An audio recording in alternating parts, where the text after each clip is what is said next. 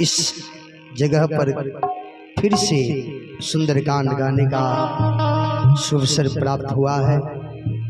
ये बड़ी सौभाग्य की बात है और मैं हृदय से अपनी प्रसन्नता व्यक्त करता हूँ, आभार व्यक्त करता हूँ।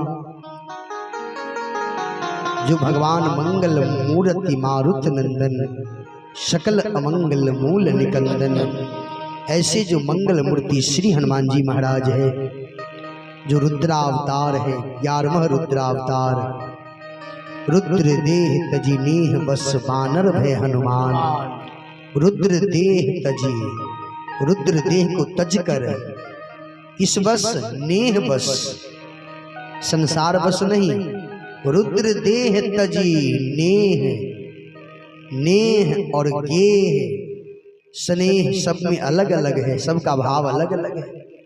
रुद्र देह तजी नेह बस बानर भय हनुमान। हनुमान वानर, और वानर से ही मानव की भी आकृति बनी है साहब। हम सब भी वानर ही तो हैं, हम भी वानर हैं, आप भी वानर हैं।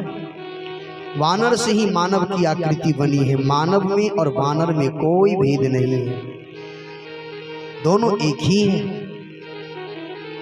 प्रिय श्रोता भगवान, यह श्री हनुमान जी की मंगलमयी